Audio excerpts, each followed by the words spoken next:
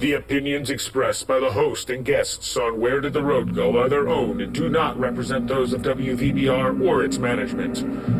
Our aim is to explore the fringe, lost civilizations, alternative science, the paranormal, and much more.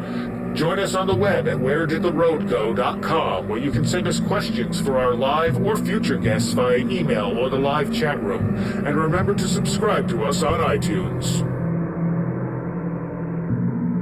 And now welcome to this week's edition of Where Did the Road Go? So, this is your host, Soraya, and tonight, on the first show of 2014, we have someone who's been probably our most regular guest. He's done 2 full shows with us and a few podcasts midweek. We have Mr. Micah Hanks back, and welcome back to the show, Micah. Well, Happy New Year, Soraya. It's always good to be here, catching up with you, riffing on whatever's going on in the world of esoterica. Well, one of the things going on is you have this book, The Ghost Rockets.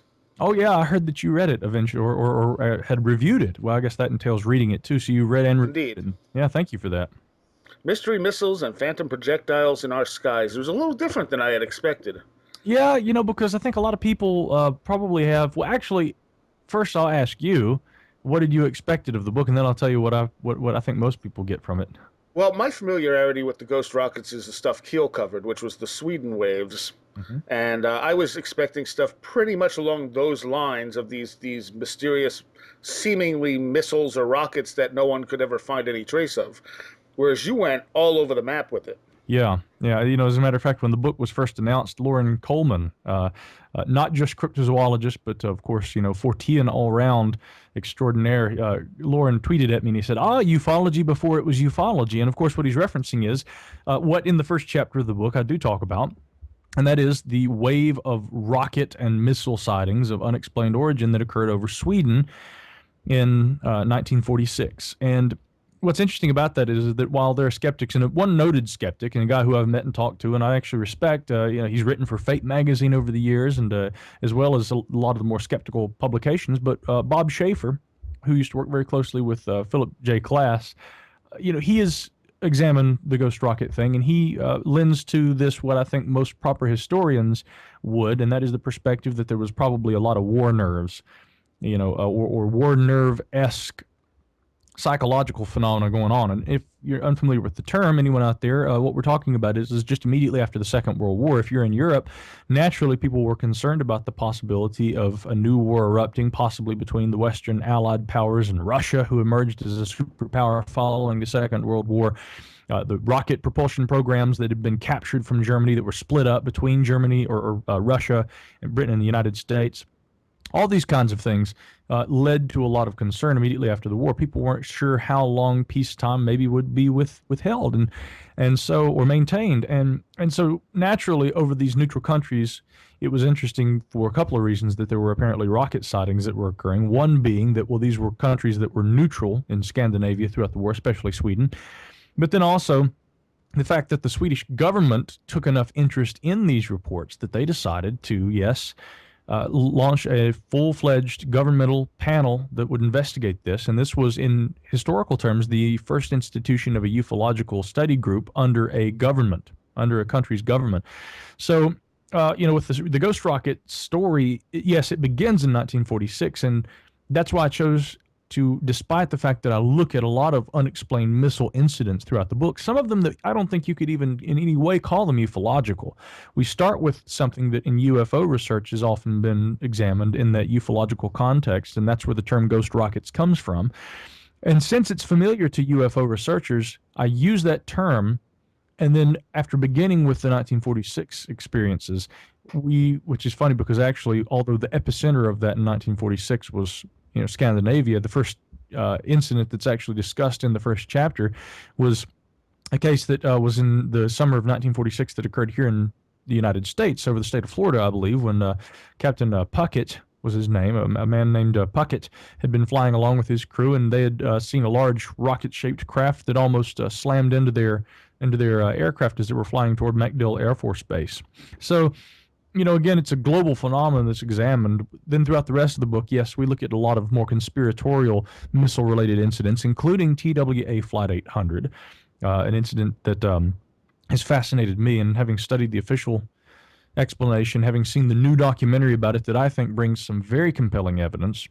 And keeping in mind that I'm not a person who gravitates typically, Soraya, toward those conventional conspiracy theories, the alternatives to the official narrative. Like with 9/11, we've talked about a lot of this in the past when you and I have chatted. And with 9/11, I think that most of the official explanation is probably what happened. I think that there are just a few anomalies, and one of the biggest ones is the fact that Congress had requested an investigation, and when this investigation was supplied, there was, the results in an actual official report. There were about 7,200 words that were redacted.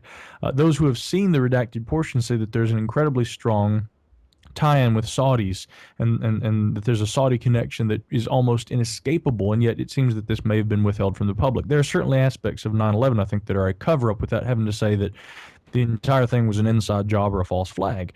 Same thing with TWA Flight 800. Obviously, I think that the investigation came to a determination that is in contrast to some of the evidence that has emerged over the years. And in the book, what we look at are a number of what appear to be missiles and rockets that were seen in the area around the same time as the TWA Flight 800 aircraft went down. And so why haven't these, and even this new documentary didn't choose to address the rocket reports, one of them that was chronicled very well by Peter Davenport at the National UFO Reporting Center. Why weren't these things taken into consideration in conjunction with the craft going down and people saying that they saw what looked like a flare or a rocket going toward it? And then, toward the end, we get back around to what some might call a ufological component, because we dig into NASA's Aviation Safety Reporting System database and pull forth a number of reports where people, either in aircraft or pilots themselves flying commercial aircraft, describe seeing what looked like rockets and torpedoes as recently as just the last few years. So obviously, to me, there's still a phenomenon that has to be considered here, whether we're dealing with drones, actual missile technologies, or something else. It's probably a variety of different things that all culminate under this term that I chose to use, which was the conventional ufological ghost rocket. And I think a lot of people look at this book expecting, it's going to be about the 1946 Scandinavian sightings. There's a much broader phenomenon here. All right. What do you think of the 46 sightings yourself? Do you think that they had a ufological component, or do you think it was just war nerves? Well, I think it's both. And when I say a ufological component, these are obviously unidentified flying objects, but that term colloquially hadn't, or otherwise, or officially even, was not in use at that time. There had been officials in the United States also who had taken serious interest in the Ghost Rockets incident, which is one of the only criticisms maybe I've gotten about the book, is that they say, you didn't really spend a whole lot of time talking about the U.S. interest in what was going on in Sweden at the time. And the reason why is because, of course, within the context of the book, in order to give a chronological survey, which, in order to present this chronologically and look at these reports, there is a rather exhaustive an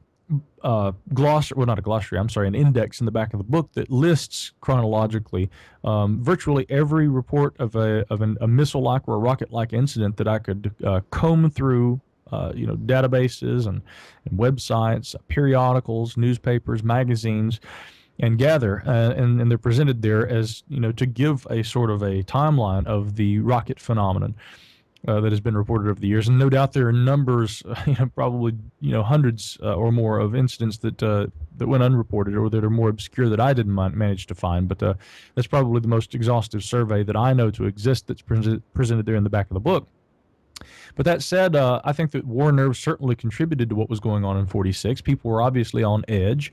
But also, in likelihood, and what my theory is, and I even hint at this in the book, it seems very likely to me that knowing that Britain and the U.S. and that Russia had managed to obtain rocket technologies that the Germans had been developing and using with deadly precision during the Second World War.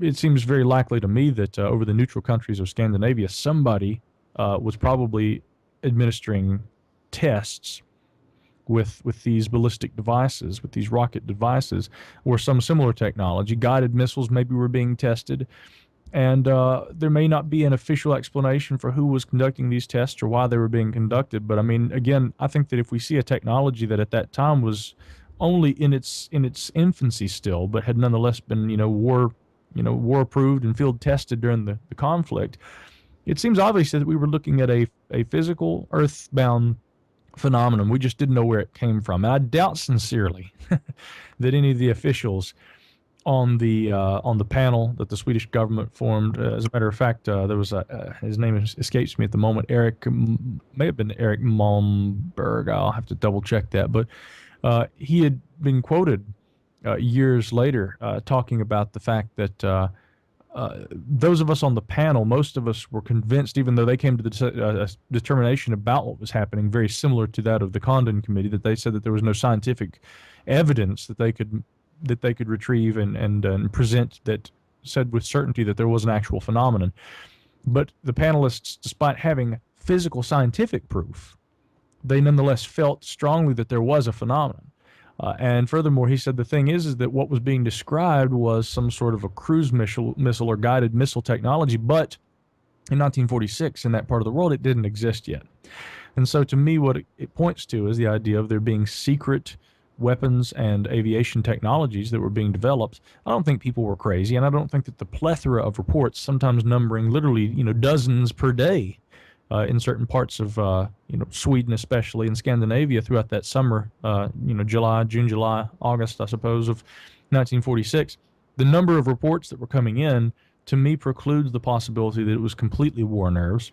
But by the same token, with the publicity that was occurring, and the government tried not to allow all these reports out so the media wouldn't be putting too much information out and thus be inciting panic. But nonetheless, the reports were getting around by word of mouth as well. People knew what was going on. The reports of rockets were prolific, and so if meteors or other objects were being seen, no doubt people were interpreting these things all as being ghost rockets. One of the most famous photographs of an alleged ghost rocket that has ever been taken, and if you look on the Wikipedia page for the entry on ghost rockets, you can actually see this. It's most likely a meteor, but that didn't, of course, dissuade people from seeing these things and thinking, yeah, everyone's seeing rockets, that must be one too. So it was probably a mixture of genuine unidentified objects and maybe natural phenomenon as well, but in interpreting that natural phenomena or other circumstances and scenarios, there was the impression of there being a lot more going on than what was actually being reported. Underneath it all, there had to be something, in my way of thinking. Now you also mentioned that all these rockets tended to land in water.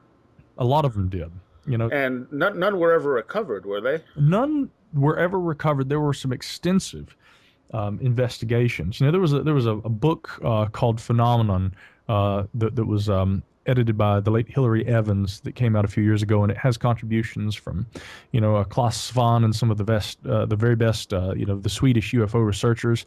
There was also my good friend Chris Rutkowski, who had contributed an article there. But in that book, there is a fantastic essay toward the beginning that looks at the ghost rocket phenomenon that literally, digs into some of those instances and the investigations of the lakes where people reported seeing these objects crash into. Now, I merely quote other Forteans who in the past have noted the apparent presence of objects crashing into lakes. Ivan Sanderson and John Keel both wrote about this. And I bring that to the table based on their observations. It is true that a lot of the ghost rockets appeared to crash into lakes. The problem with those reports is that there were never any elements of debris that were recovered that are known to have been recovered. However, in one of the better known investigations, and again, there's a very, very, very complete description of that investigation given in the aforementioned volume, which is actually a collection of essays called Phenomena. I think the first 50 years is the subtitle of the book, but it said that not seaweed, I guess, but aqueous plant life, things like that, were scattered on the shore of the lake once investigators got there, and so it looked like some sort of an explosion actually had taken place, despite the fact that they were unable to find any actual shrapnel or debris or anything that could be allocated easily to a physical object. It seemed very obvious that some sort of an explosive impact with the water's surface had taken place, and some of the water had been splashed onto shore. They couldn't find evidence of the rocket itself, but something seemed to have crashed into the lake. So it's very interesting that there seems to be kind of what you might call a semi-physical component to the investigations there. It was always something that, like UFOs in general, has remained elusive to investigators. But a point I want to try and make here, and I notably, obviously I drive this point home throughout the book, is that I don't think that we can necessarily assert that these are exotic, truly exotic craft. They resemble Earth technologies too much to really truly be something that I think is alien or exotic. But if we think about in the 1940s in a country like Sweden, there had been reports during the Second World War of what were called Foo Fighters. But the concept of an extraterrestrial intelligence, despite there being possibly investigations and ongoing studies looking into this at the time, and of course more importantly afterward, once we get into the late 1940s, because by literally the summer of 1947, 1 year later, Kenneth Arnold's sighting over Mount Rainier had popularized the idea of there being saucer-like craft, and furthermore, possibly some sort of an aircraft of technologically superior or exotic origin. It wasn't long before people started saying, and Arnold himself said this, he'd walk into the store and people would say, oh, he's the one who's seen the men from Mars. And people made a very distinct logical leap in terms of understanding and perceiving what Arnold may have seen. And even Arnold himself began to speculate, well, maybe he first thought he was seeing military craft, and after it was all said and done, he began to question the extraterrestrial component to it himself. I doubt strongly, though, that during 1946, that the Swedish government, when they were investigating the ghost rockets, I doubt strongly that they were looking at this saying, could we be dealing with something extraterrestrial? It seems very unlikely to me. They were probably concerned about there being a governmental intelligence or a governmental project, rather, that was going on that involved captured missile and rocket programs. So it's very interesting to look at this historically, because we can say today, Soraya and I sitting here talking, oh, we look back and these things were definitely UFOs. Yeah, in proper use of the term, they were. But at the time, I don't think that people in Sweden were looking at these and using the same popular use of the term UFO, because today when we use UFO, we tend to gravitate toward thinking we're talking about spacecraft. I don't, because I know what UFO means and what the term was originally employed to detail. Simply an unidentified flying object. It's a very ambiguous term. No doubt the Swedes looked at it with the same ambiguity at the outset, and I doubt sincerely that there was an extraterrestrial component that they ever considered. Well, I guess the thing that stands out to me when you say they all go into the water is how many UFO sightings end up going into the water, A. Yeah. And B, that, you talk about it being, conventional technology, but we also have seen like the airship phenomena and stuff like that, which shows somewhat conventional technology. John Keel talked about different occurrences of airplanes that made no sound, that just kind of glided along without engines or anything else, that seemed to have some kind of UFO component to them. Yeah, and Keel and others, of course, have written about the Phantom, the night flyers, and the things. There were planes that, rather than there being rockets. I think maybe in the years, the interim between World War I and World War II, there had been a similar wave of flying aircraft of unexplained origin seen over Scandinavia. But these Phantom flyers or night flyers, various different things that they were called, they resembled aircraft, planes, more than rockets. So it's interesting, in that same part of the world, there was a similar phenomenon that had occurred just a few decades or less, just a few years more likely, beforehand. Now, what's interesting is the fact that we do have these reports of aircraft that appear to behave like conventional aircraft, but are said to do really strange things. I've got a good friend and a very reputable, person in terms of their, a witness account they would give me. And I won't mention her name right now just because I don't know necessarily if this particular report is something she would want produced publicly, with her name appended to it. But I'll just say that she's a fantastic researcher and, someone I would consider a very reliable witness. And she contacted me some time ago to bring to my attention a sighting of what looked like a commercial aircraft that she saw at a low altitude that appeared to be hovering, and it literally flabbergasted her as she saw this. She couldn't fathom what she was seeing or why an aircraft would be in midair and not moving. I mean, it's a very strange thing.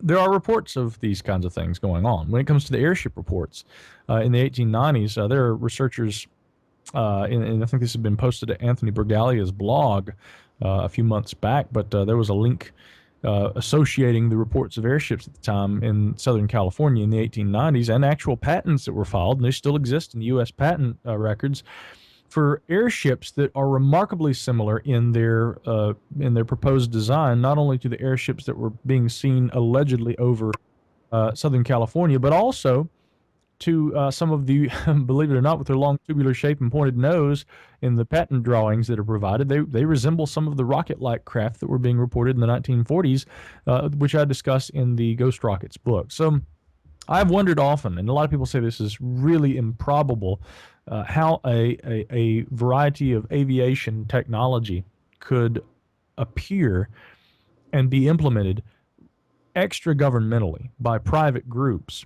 and be withheld and kept from public knowledge. But when we look at airships, a modern equivalent maybe to the airships of the 1890s are these great big black triangles, which I think, as many ufologists have supposed, that these are probably a DARPA project or something along the lines of what people have called a stealth blimp.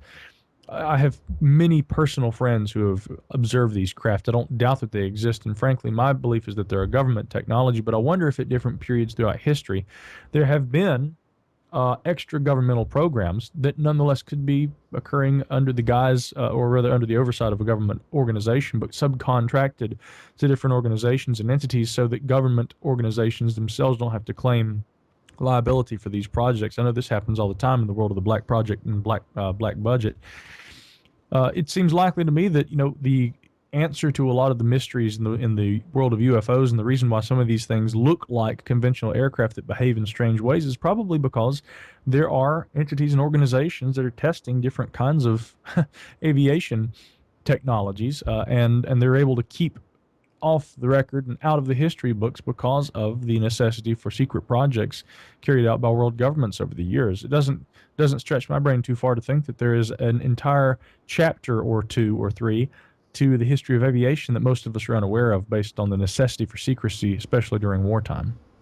No, I could totally see that. I guess the thing about the airships that stands out to me is what Valet was talking about, I believe in Dimensions, where he says the interactions with the occupants were very similar to interactions with UFO occupants.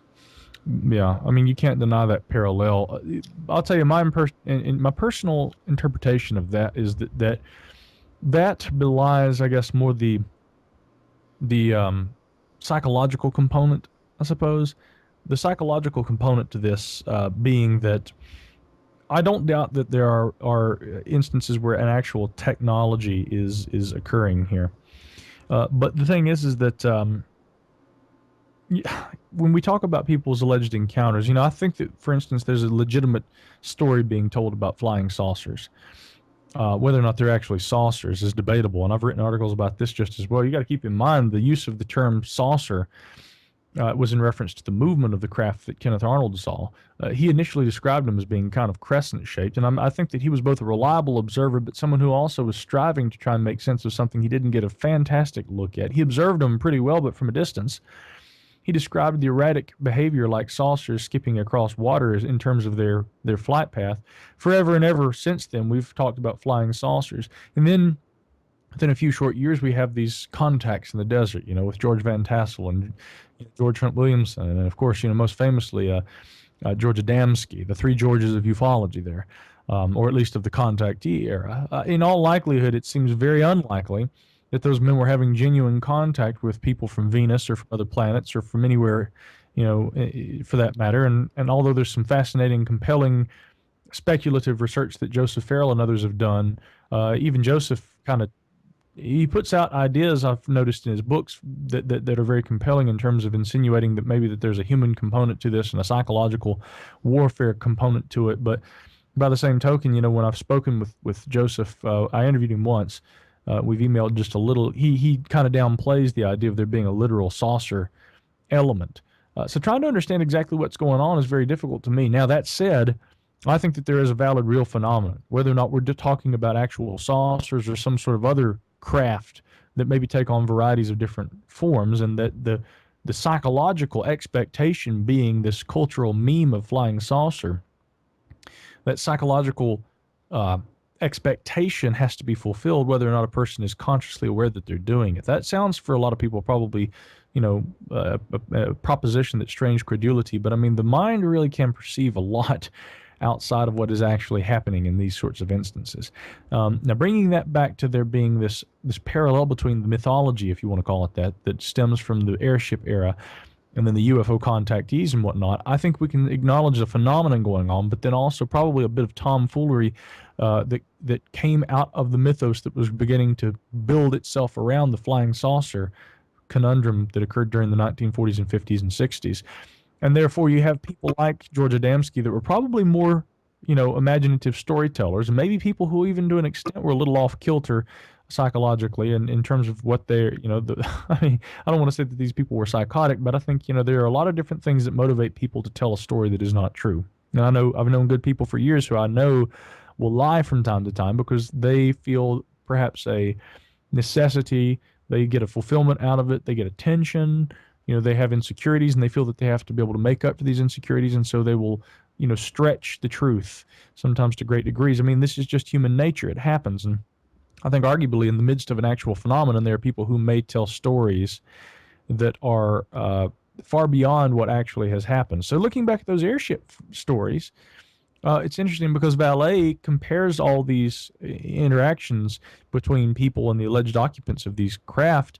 And in a real sense, again, I think in practical terms, a scientist as he is should maybe look at these things, and rather than refuting them outright, let's look at them for what they are and see if we can find parallels. But two assertions can be made about those parallels: that there is a consistency in the mythologies, but that also that this consistency could also be consistent with psychological behavior that surrounds UFO flaps. Certain people will come out of the woodwork and make claims that they have had contact with and encounters with beings that are as wild and fanciful as anything that you'd read in science fiction magazines. It could be that there were George Adamskis in the 1890s as well who were claiming to have had contact with these beings. That may be bunk. That's unfortunately what we probably have to assume. That's the most likely and probable solution to the thing to me. But that these stories that were more outlandish could have had basis in the factual presence of an actual airship that was being seen around the time. And I don't think that we can rule out all of the newspaper reports and all of the witness testimonies that have come out during that period. I think that there are, if not many, at least a handful of reports that are more compelling. And J. Allen Danilek wrote a fantastic book about that a few years ago. I think the 1897 Airship Mystery. And he's chronicled the possibility of there being an actual nascent technology existing in the United States, which if you got, and this is the final point I'll make about the airships, we see a technology that people said did not exist in 1897 that was allegedly being recounted in newspaper reports, and everybody tries to say that this is nothing that can be proven and thereby it's most likely newspaper hoaxes and bunk. But actually, contrary to most aviation historians and what they will tell you, Danilek in his book dug up the fact that indeed there were actually tests of, and some of them successful, tests with early prototypes for what would later become dirigibles, Zeppelins, and other kinds of airships taking place in Germany and parts of Europe at the time. They weren't widely publicized, but they are known. And Danilek, in his research, nonetheless was able to document within just a few years of, and even some coinciding at least early tests with the airship sightings of the 1890s, the tests that were occurring in Germany were to a certain extent successful, and by the same token, many aviation professionals today and historians are unaware to an extent that these were going on, despite the documented evidence. So sometimes I think that what has to come into question is if we want to be able to find the truth, we have to be able to know where to look. And it's not that people are uneducated, but it's just that there are aspects and elements of history that we still are trying to uncover and still things that we're trying to find. We haven't assembled a full story yet. And even something as recent as aviation history that has occurred only in the last, just a little over 100 years, this is still something that we're kind of putting together the story, because there may be aspects of it that have gone unreported or underreported, and the mainstream may have looked over. If we had the full story, we would probably have a clearer picture of maybe what was occurring in the 1890s with some of those airship reports.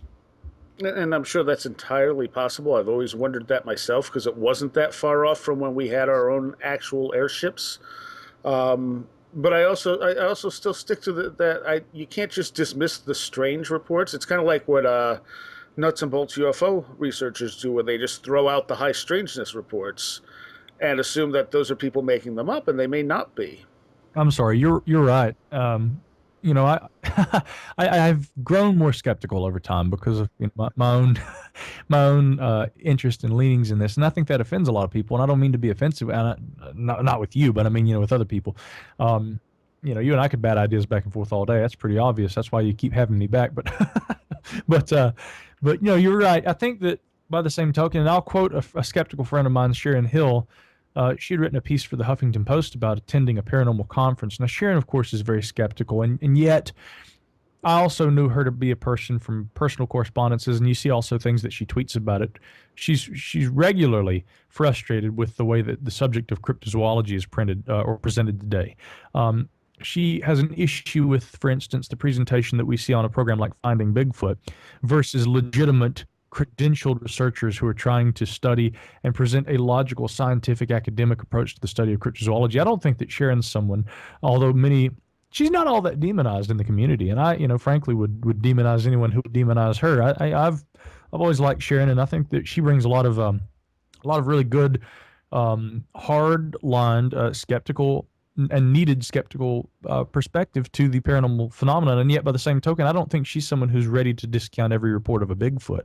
I know in her youth, she read a lot of these books years ago. She's been fascinated with this subject for a long time. She's become more skeptical because of the way so much of this is presented.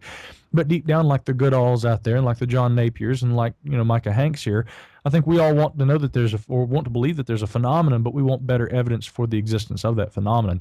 Now, Sharon was writing for the Huffington Post, and she had said that going to a paranormal event, she says sometimes I have to go into these events and turn off the skepticism and just listen to these people. And she says, how dare we tell these people who say they've had these experiences that they didn't have that experience? I wish more skeptics today would take that kind of an attitude, because just because you or I haven't had an experience doesn't mean it didn't happen. And I'll never, ever, ever say that a person, despite, I think, the dubious nature of a lot of the alleged contactee cases of the golden age of ufology, again, maybe George Adamski actually, let's say, was having experiences where he was meeting beings in the desert. Maybe he wasn't just lying. I mean, I suspect he was lying, but maybe he wasn't. Maybe he was having a valid experience and a valid interaction of some kind, even if it were purely psychological, but he felt that there was a legitimate physical phenomenon occurring before him.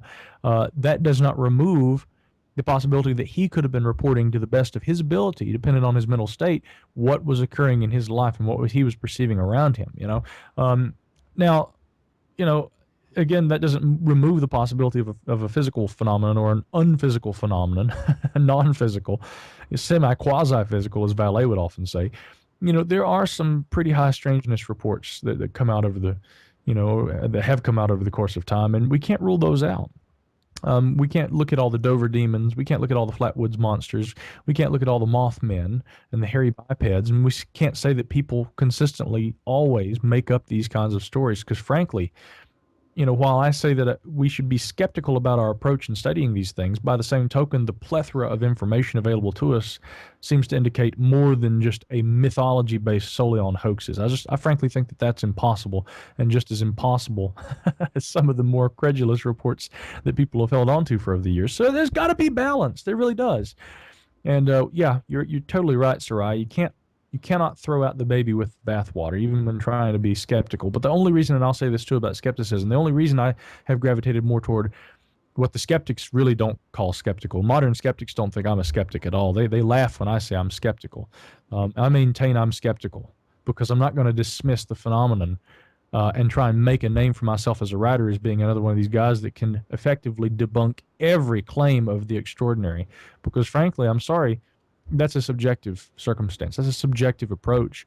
Any person who thinks that they can say, okay, what this person says happened to them simply didn't. How do you prove it? Because they can't prove it.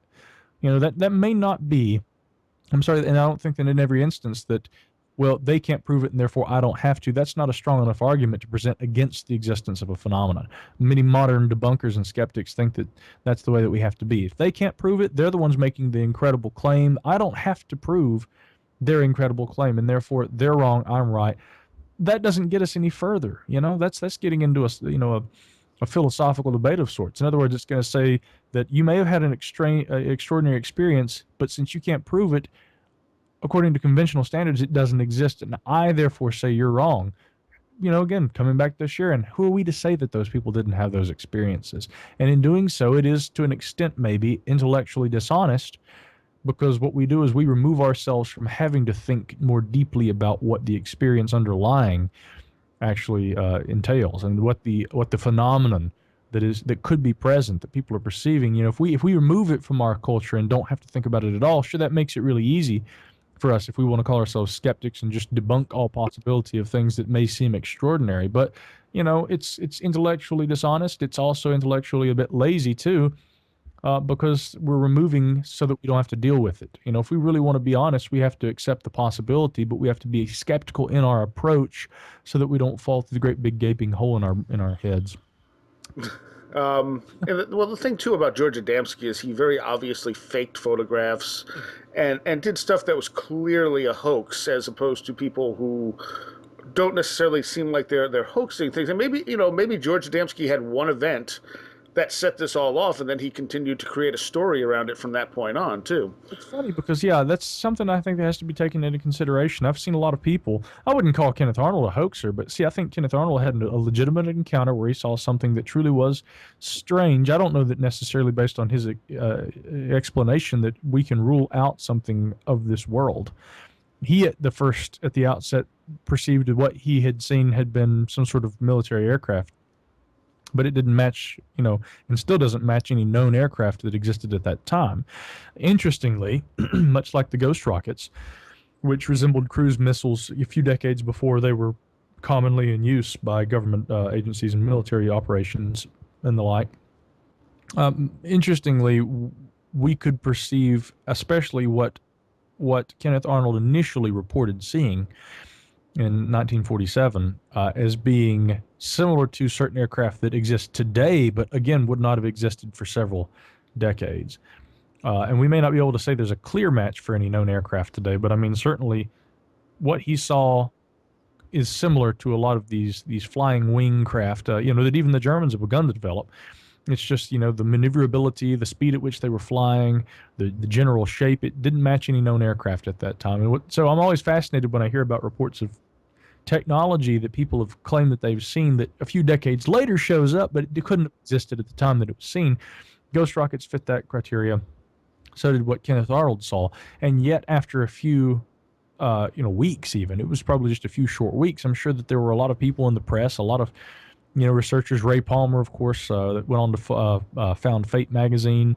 He, of course, took Arnold under his wing to an extent, and I think that the insinuation that this was some sort of otherworldly or extraordinary paranormal even phenomenon going on, I think that expectation, because he was presented with that from all angles, from all different directions. Kenneth Arnold, no doubt, to an extent, whether knowingly or unknowingly, he caved to that and began to even speculate about the extraterrestrial component himself.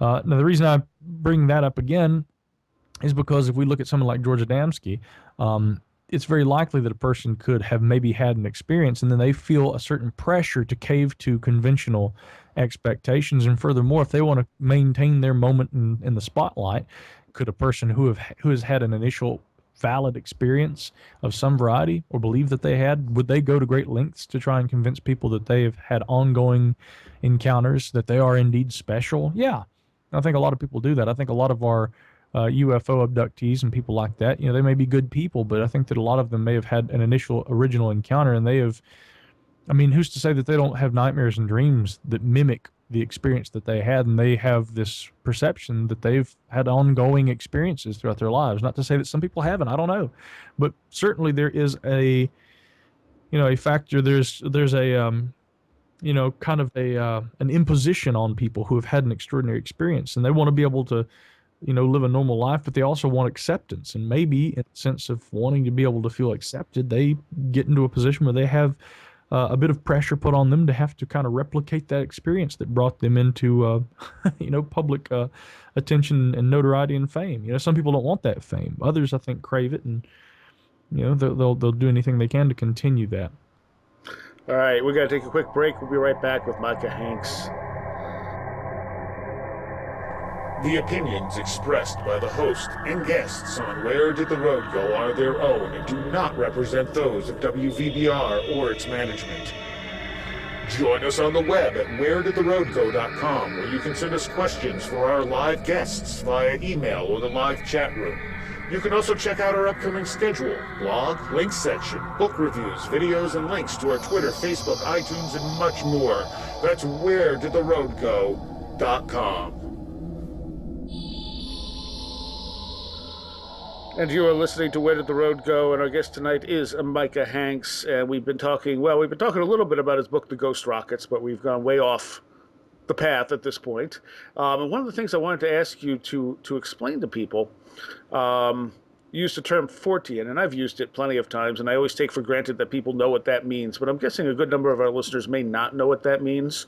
So do you want to explain the term Fortean and where it comes from? Yeah, absolutely. Of course, this is a reference to Charles Hoy Fort, who was, around the end of the 19th century and into the early 20th century. Fort had been the chronicler of strange phenomena. I think he had managed to inherit a fairly decent sum of money, and so Fort, throughout his middle life, was able to devote a lot of time to basically what no one else at that time had done. And that was essentially becoming a full-time collector and chronicler of unexplained phenomena. And since he was the first person really that did that, many people have used the expression Fortean in order to reference, on the whole, the study and the collecting and the categorizing and chronicling of inexplicable events, odd and quirky encounters, strange things that happen. Now, back in his day, Fort certainly probably talked about things seen in the sky and whatnot, but I mean, the majority of the things that Fort wrote about, and he had published in a number of books and volumes, Book of the Damned, Lo, some of these different things, and a lot of them have been compiled and presented in singular large volumes that have his collected works and the like. But Fort often focused on things like snakes, amphibians, fish falling from the sky, and also the especially for the heavy metal audience, something that people would recognize as being raining blood. This is also something that he documented pretty frequently. Now, I'll tell you a really brief and funny story about that. I wrote an article a couple of years ago called Fortean Disappearances That Have Kept Us Guessing. Fortean referencing strange disappearances, not just a person who went to the store, they disappeared, the car was found. I'm talking, stories about people who allegedly were, walking across a field and then vanished. That particular story, by the way, is a famous one, a famous urban legend of a man who disappeared in his front yard, and it's actually just that. It's an urban legend. I don't think there's any truth to it, but there are some more perplexing disappearances that have taken place over time. And when I wrote the article, somebody, tried to rather snarkily correct my spelling and said 14, and they wrote in parentheses 14 is spelled F-O-U-R, and I'm like, and they had no idea what Fortean was. They thought I was trying to say 14. And I said, thank you for trying to correct my spelling, but I need to point out to you, by the way, that if you read the article, there are only 5 or 6 disappearances listed. So one of us can't count, and the other doesn't know what the, what the word I was trying to employ is. So nice. Yeah. So that's what Fortean means. All right. One of the things you mentioned in the introduction to the book is these spirals that happened over Norway. Everything always happens over Scandinavia. Why is that? That's interesting because in that instance, and there have been people who have kind of debated that with me and said that they didn't buy the. I think actually, as a matter of fact, my buddy Jim Harold, who does the Paranormal Podcast, I think he'd been one of the ones that was somewhat skeptical of the official explanation of the Norway Spiral that occurred, I believe, in 2010. But the official, I guess it was 2010. I'm pretty sure. But anyway, so looking back, the official explanation had been that there had been a missile launch and that the missile malfunctioned and spiraled, and that the appearance of the spiral in the sky had been this missile as it was flying. Obviously, that spiral only would have been probably visible from certain locales, but over Scandinavia, it was, especially Norway, it was particularly apparent and bright. What we got to keep in mind about that, by the way, is that if that object was seen over Norway and had been, fired from a test launch that the Russians were doing, it seems entirely plausible that some of the ghost rocket reports from back in the 1940s were of possible origins similar to that. But there have been people, despite the official, and this is the thing that's important about this. The reason that we have to take into consideration the errant missile launch or the compromised missile launch hypothesis is because, in conjunction with the appearance of the spiral over Norway, the Russians had acknowledged that there'd been a missile test going on, and furthermore that it had spiraled out of control because of some sort of a mechanical failure on board the actual guidance system of the missile, which caused it to, rather than flying true, it began to spiral. Despite the acknowledgement by the Russian officials who had said, yes, that was our missile, there have been people who said, I don't know, though, that just looks too weird. I don't think we can rule that. That could be an actual UFO. I don't think there's a UFO there at all. It was an unidentified flying object until the Russians claimed it. Well, to me, it never looked like a UFO, but at the same time, the Russians also initially denied it, didn't they? Well, and I think that they'll always initially deny it until they, either have to come forward and give an explanation. The thing is that, when there is a missile launch, especially a missile launch that appears to have involved a mechanical failure that some people at the outset might have perceived as being something that could have been potentially dangerous. Oh, you guys are testing missiles and the thing went awry as it was flying through the air. Well, what if it had come down and hit the mainland? What if it had landed in Norway and harmed or hurt somebody? I mean, when something like that happens, it's much more difficult for a government to say, yeah, sorry, our bad. So I mean, I think that deniability at the outset is the standard. There was a situation also that occurred over in Newfoundland, I guess, a few years ago, where we talked about this in the introduction of the book just as well. There were photographs taken of a large missile flying over Newfoundland. I think it was seen in parts of Canada and whatnot. And there was a woman who had actually taken the photographs of this thing, and she was visited by a Royal Canadian Mounted Police officer, and he confirmed that it had been a French missile test. And then that was denied by the French. The French denied that had been the case. So, I mean, it's quite common in these reports where these missiles turn up, where you'll get conflicting accounts where someone will say, oh, yeah, this is what this is, and, such and such is, they admitted what they said that they were supposed to be seeing, and then later on down the road, the admission is denied or it is withdrawn. I mean, and I think that generally that comes from a lot of confusion that begins. I mean, again, the Canadian missile incident wasn't one of the only ones in modern times, and it's funny because I looked at a lot of these in the introduction to the book to kind of showcase the fact that the missile phenomenon in modern times is still very apparent. Then in the first chapter we go back to 1946 and take this chronological viewpoint that brings us back up to the present. But one of the other instances that we look at in the introduction when we're giving this kind of presentation on some of the modern, most of them explained, but some of them actually containing actual missiles, there was this California coast incident from a couple of years ago where there was what was believed to be a missile firing up off the Canadian or the Southern California coast around sundown. There were news choppers that captured the footage and whatnot, and even I think a former defense official who had said that this might be a display of power immediately prior to President Obama's tour of Asia. It was later determined, utilizing meteorological data, that almost without any question that had just been a commercial jet, but that the way that the sun illuminated the contrail being produced by the jet, and also the way that it appeared over the horizon, gave the impression of something rising up out of the water, whereas it had literally been traveling out of the Pacific Ocean and headed toward the mainland, and it gave the impression of something going up rather than flying over. Meteorological data determined otherwise later, and yet still people had tried to make the claim that this was a missile. So what's really interesting is in some of these instances we are dealing with real missiles, but in others there's the perception of a missile-like object that is later proven not to be.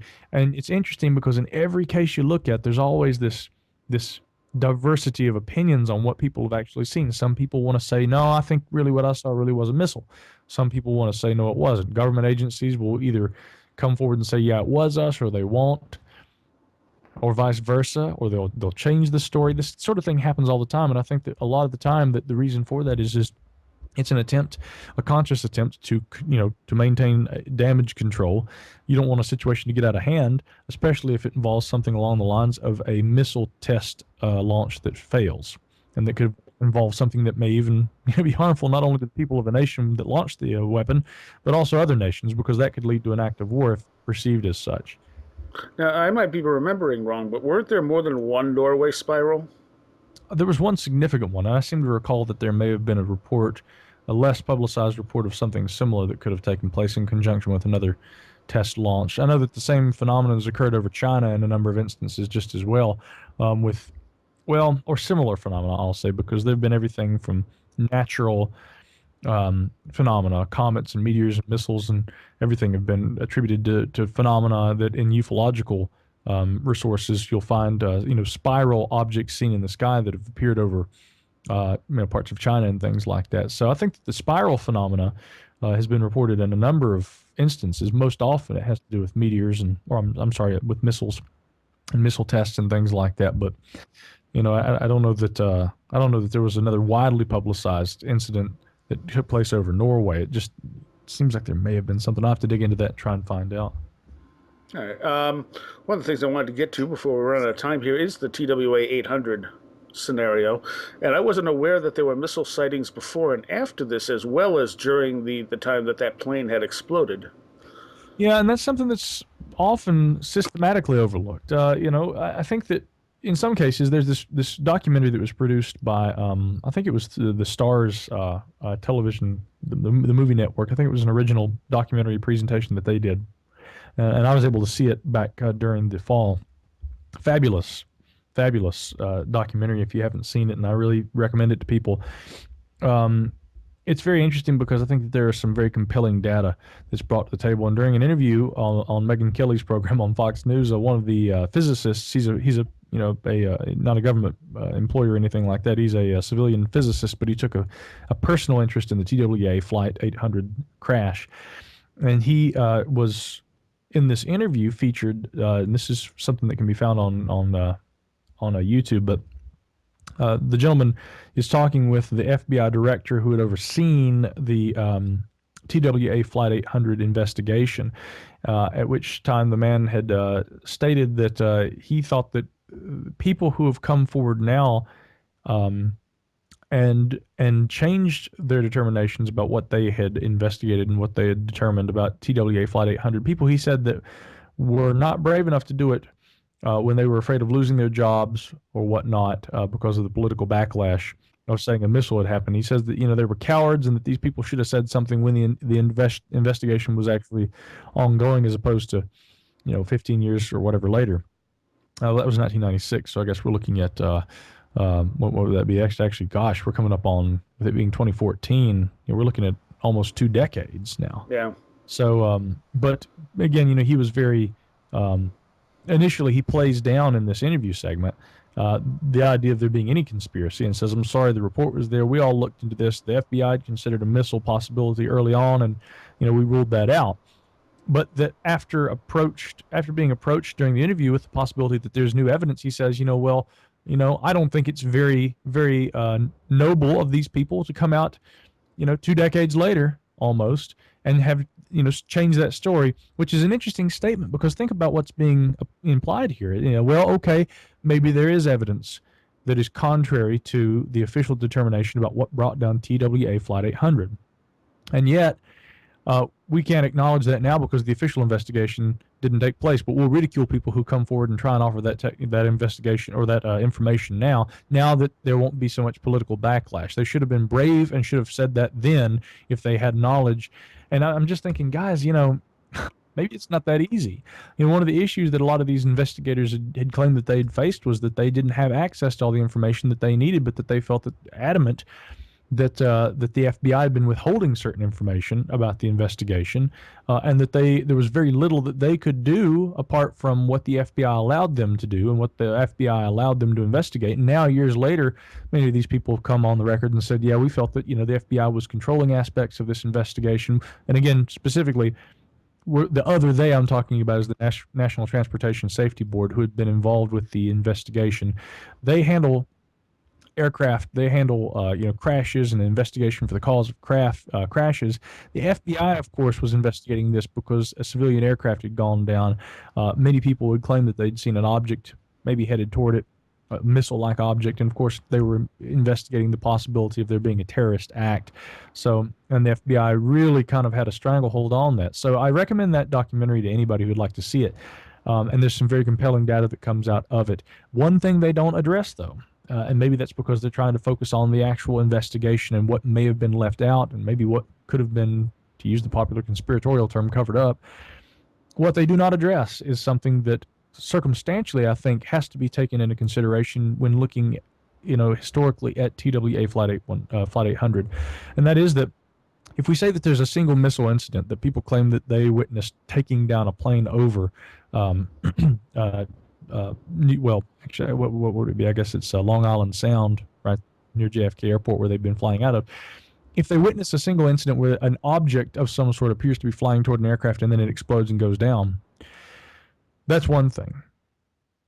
The problem with the TWA Flight 800 situation is that, yes, as we've talked about already, that there were incidents in the months leading up to and even after TWA Flight 800 where air traffic control was in contact with pilots that observed what appeared to be rockets or missiles flying dangerously close to their aircraft as they were departing JFK Airport and flying over Long Island Sound. There were probably about 3 or 4 incidents, and I document those in a chapter in the Ghost Rockets book. So if we look at in terms of a series of reports of alleged rockets or missiles that were reported by trained pilots and their crews flying over Long Island Sound in the months before and after the TWA Flight 800, and look at the TWA Flight 800 crash in the context of a series of reports of similar objects and near misses, that brings another compelling and disturbing elements to this. And I ask people, I'm not trying to tell you that, a shoulder-mounted missile or something like that brought down TWA Flight 800,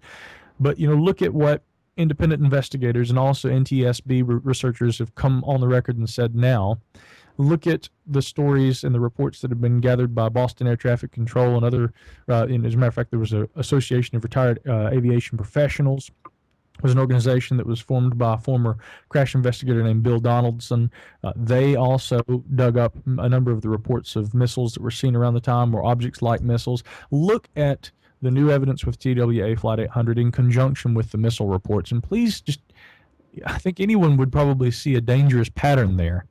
And without going into the TWA Flight 800 conspiracies themselves, in the Ghost Rockets, I've looked at those rocket reports, and I think that at very least people do need to look at those things in conjunction with the possibility that we haven't gotten the full explanation of the TWA Flight 800 crash.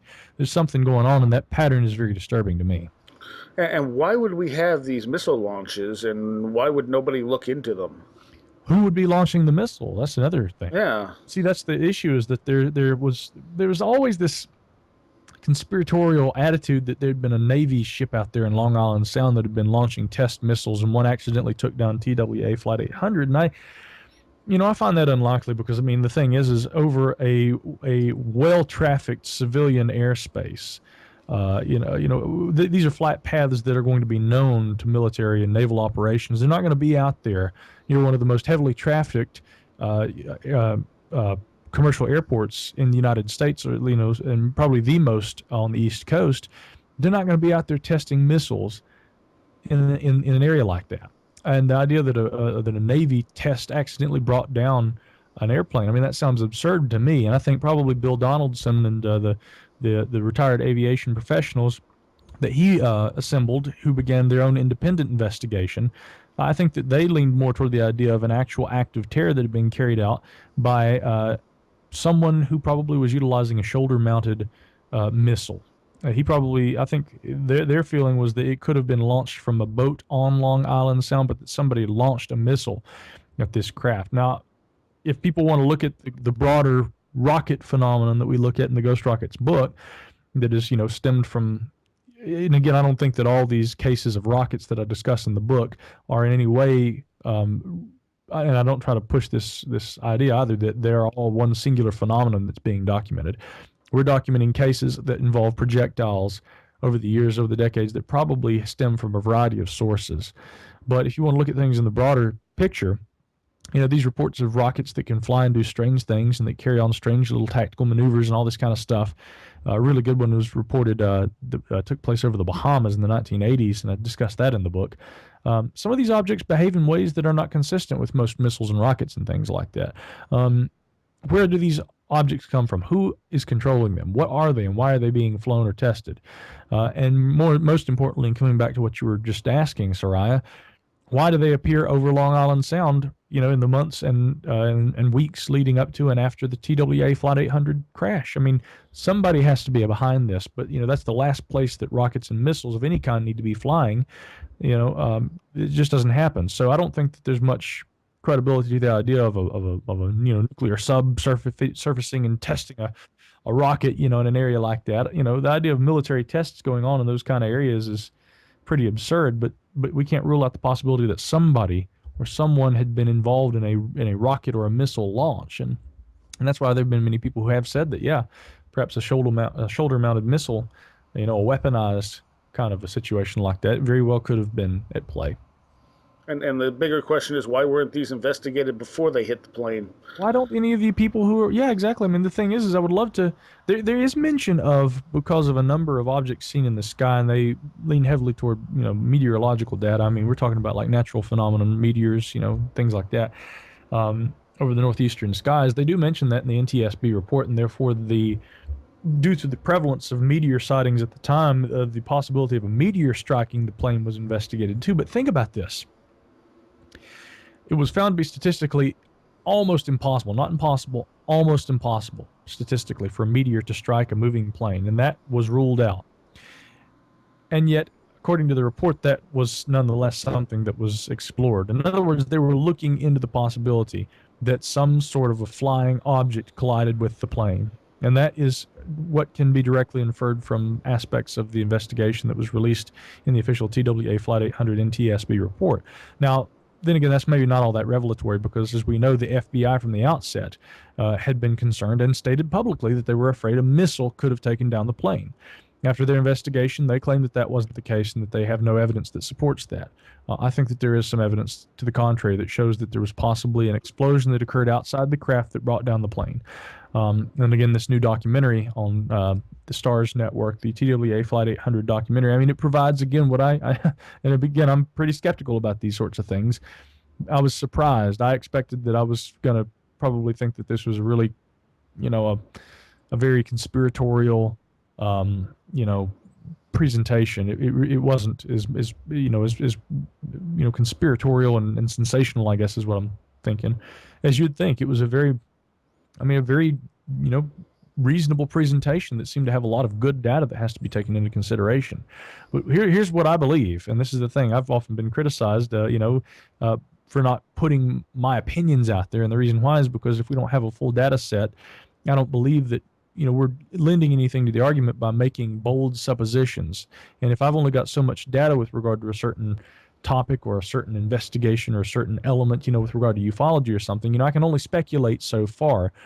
Data will only carry us so far, and we can only go so far based on what data we have available to us. Now, with TWA Flight 800, there's an overwhelming amount of data to me that points to there being some sort of an object that collided with that plane. But why, again, certain aspects of this continue to be overlooked, it continues to baffle me.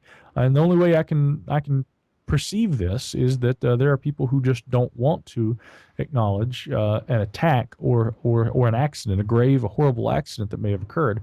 And no doubt people are going to say that there's a cover-up or that they were trying to hide something. For what reason, I don't know. But one thing that seems pretty clear is that I don't think that the official investigation that occurred around the time of the crash is right.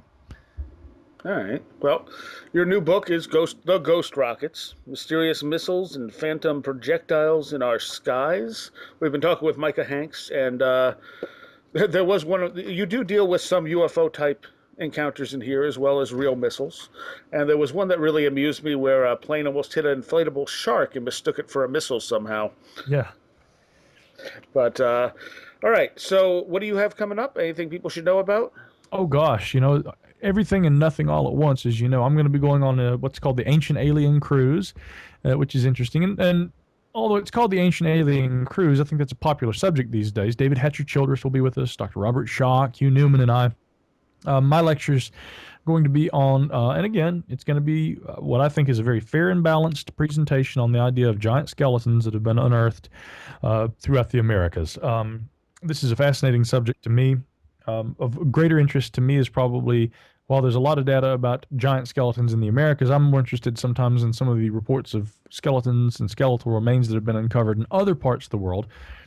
especially for instance, at Castelnau, France. I think that there was a case where there were fragments of a skeletal body, Bronze Age skeletal remains that pointed to an individual that could have been in excess of 11 feet tall. Robert Wadlow, the tallest human to exist in modern times, was only 8'11". I mean, we're talking, and it's funny because a skeptical approach to this is that, well, 8 feet tall, 9 feet tall, even, that's nothing that has not existed in modern times. Technically, Robert Wadlow was not 9 feet tall, and so in my opinion, if you find a skeleton that's 9 feet tall, that's not beyond the realm of the possible. But when we get into the realm of 10 and 11 and 14 and 15-foot tall skeletons, if there's any truth at all to the claims of these skeletal discoveries, we have to take into consideration something that, I would be comfortable calling anomalous.